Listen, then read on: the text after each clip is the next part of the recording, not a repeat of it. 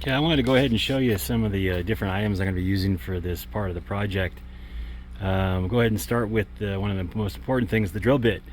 Now I'm using a step bit right here, a nice new one, sharp, and the reason I'm using a step bit is that they cut a nice clean hole. It doesn't have a whole lot of burrs on it, so that way you don't have to come back and ream it out or fix it. Pretty much you drill it and you use it.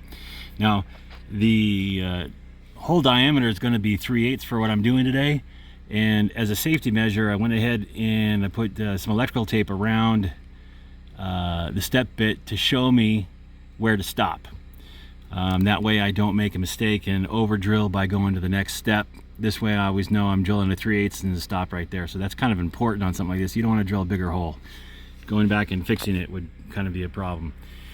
So here's and then of course then I got the measuring tape to go ahead and verify, kind of to keep the holes as close as possible to being even.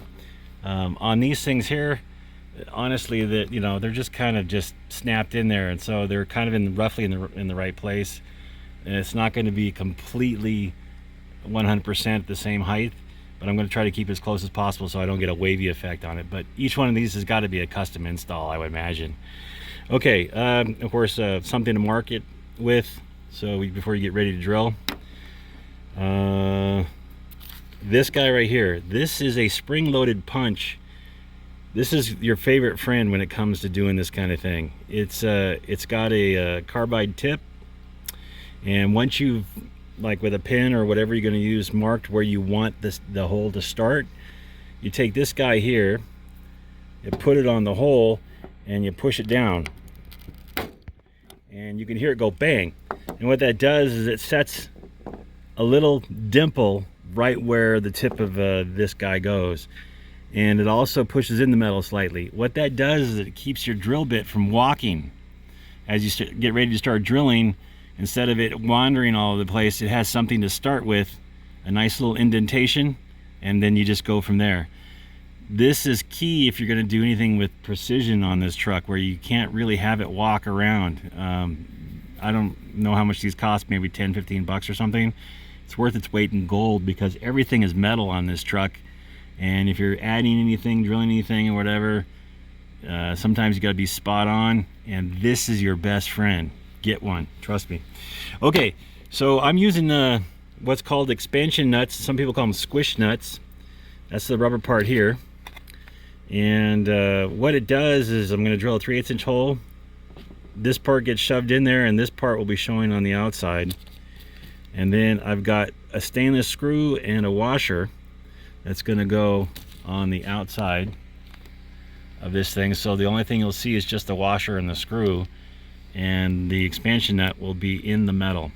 Think of this as really kind of like a reusable rivet, because what it does is, let me put this down so I can show. There we go. As the screw screws in, there's a nut on the back of this. I don't know if you can see that right there.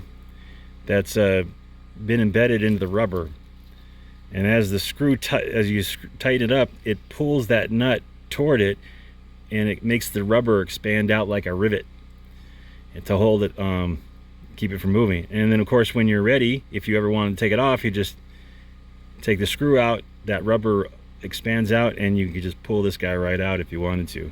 But I'm probably going to just leave them in. When I'm not using this, I'll probably just put the screw in the washer and then just have those showing. I'm going to go ahead and paint the truck anyway, so I'll be painting over those. Hopefully they blend in well. But I wanted something that was look clean, it was easy to do, and that when I'm all done, that it blends in with the truck as much as possible. I didn't want to have a bunch of weird stuff sticking off the hood and the sides here, and I thought this was the lowest profile way to do this. Now the size of these are what? They are a number 10 to 24, and well nuts is what they're called. I call them squish nuts or expansion nuts, but they're called well nuts. And the size is number 10 to 24. I think 24 is the threads, I believe. And I got about 100 of them. I don't know how many I'm going to use, but there's a lot of them on this. And like I said, I got stainless screws and stainless washers. Now if you go to your local hardware store or something, it's probably going to be kind of expensive to buy all this stuff like this. I went to Amazon and it was way cheaper. I went to like Lowe's and looked up, checked out their prices, and it was about 3 times as much as ordering them on Amazon. So I wanted stainless so that it wouldn't rust, at least hopefully wouldn't rust too much. And that's it.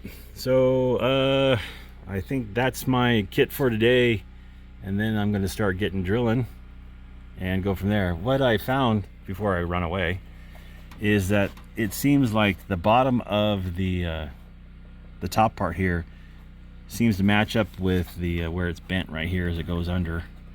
So you just kind of line that up like that, and that seems to be a uniform way to go ahead and mount it. The one here, actually, the stitching here, this edging, sticks up slightly. I actually bring it up to the back of it, right to the bottom of this, so that you can see kind of how it folds over. That seems to work best as far as what I'm going to be doing as far as mounting the sides are concerned. So, there's no instructions for these, so I'm doing my best to try to think how the guys who designed this thought it should go. So that's what I'm doing here, and so that's it. That's my my gig.